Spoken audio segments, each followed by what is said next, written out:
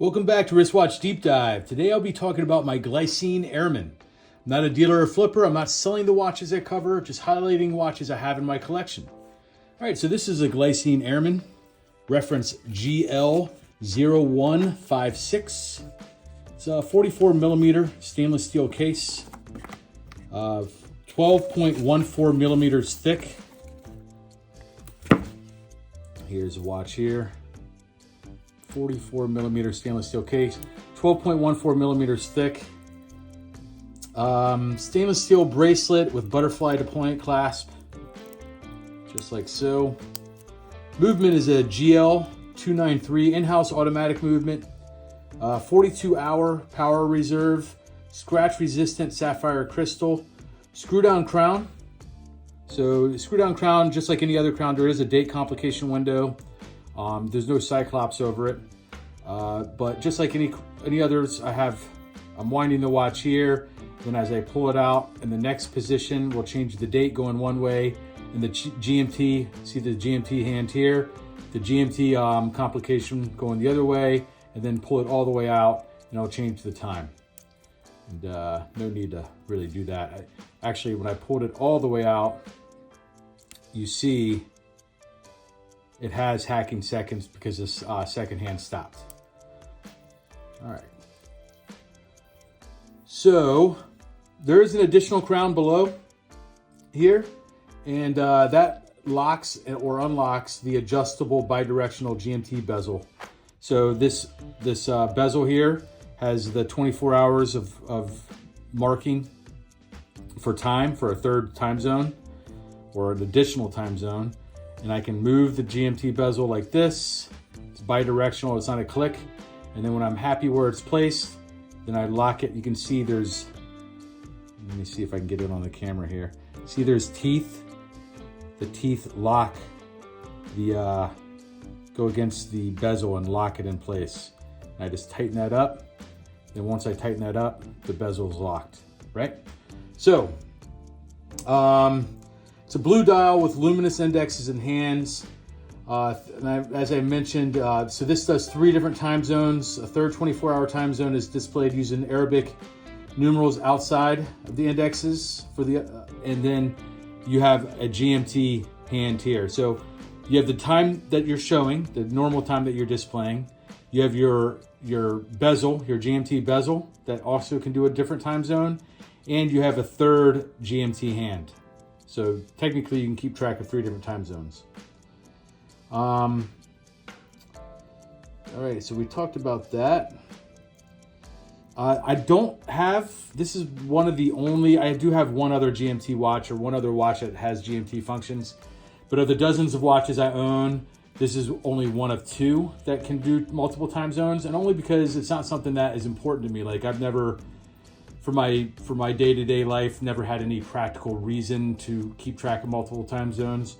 The chronograph features, stopwatch features, I never use that either. I have a compass watch, I never use that either. But at least like I can see potentially using that for some obscure thing, where the GMT function, I just don't see myself ever using that or really needing that. But I get why other people want it. They travel a lot or for whatever reason. Like I said, there's a date complication at the 3 o'clock position. And this does have an open display case back that shows the movement, covered by a sapphire crystal. And I acquired this watch retail from a dealer. So, talk about the brand here. I have been wearing this watch quite a bit recently, so need to clean it up from the scuff marks.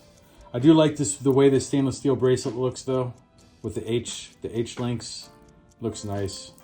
We'll do a wrist shot as I talk about the brand. All right, so Glycine is a luxury Swiss watch company founded in 1914 by Eugene Malin. They released their first mass-produced automatic watch in 1930. In 1942, Glycine's in-house movement was acquired by ASUAG. And I've mentioned this entity before. Basically, the ASUAG entity created by the Swiss government during the Great Depression to preserve Swiss watchmaking. ASUAG's funding combined with Glycine's craftsmanship allowed ASUAG to produce the first bidirectional winding rotor.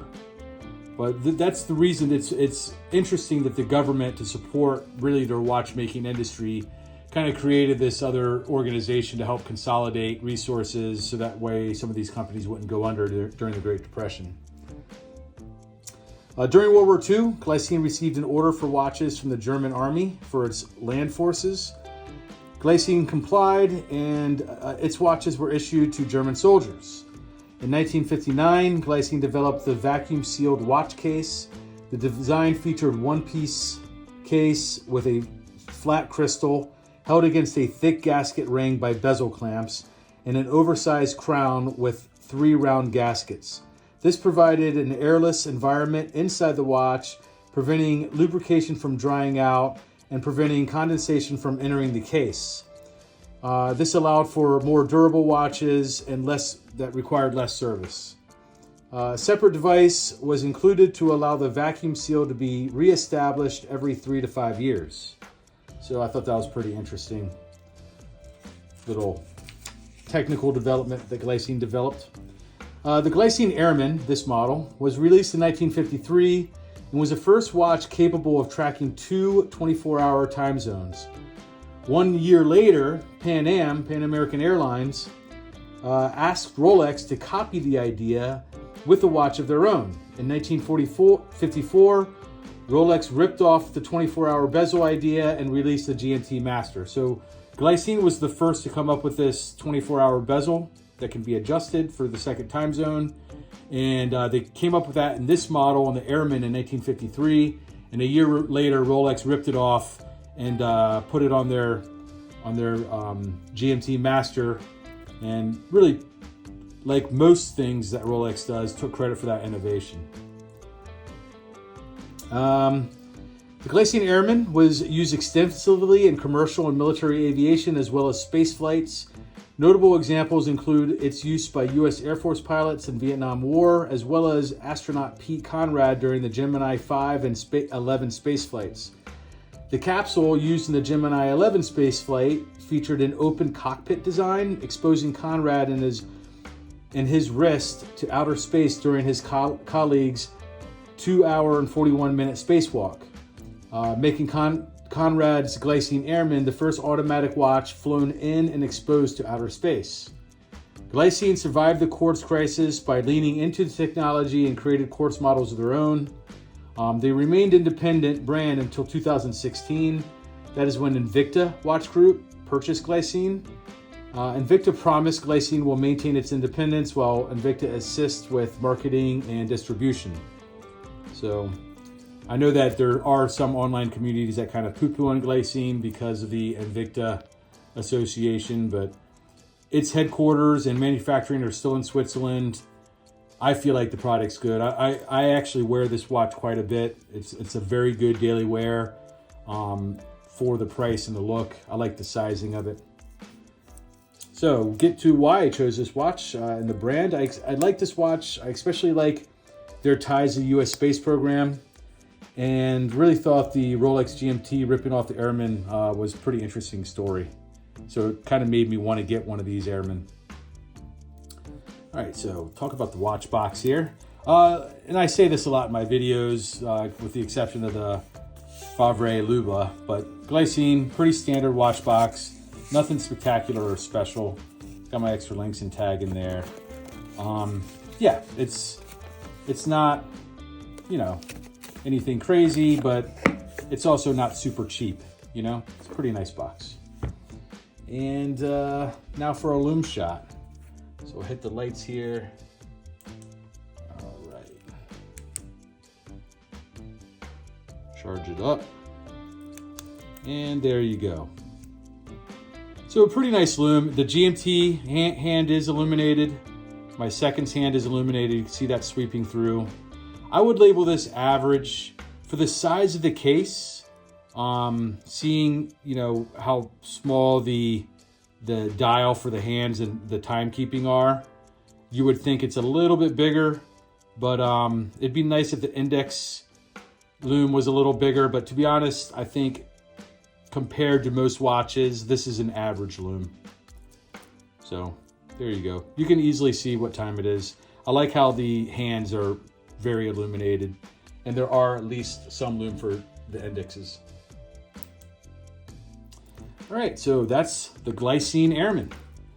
I hope you enjoyed the video. Give me a comment at wristwatch or on this video, or you can email me at wristwatchdeepdive@gmail.com. And thanks for watching. I'll see you next watch.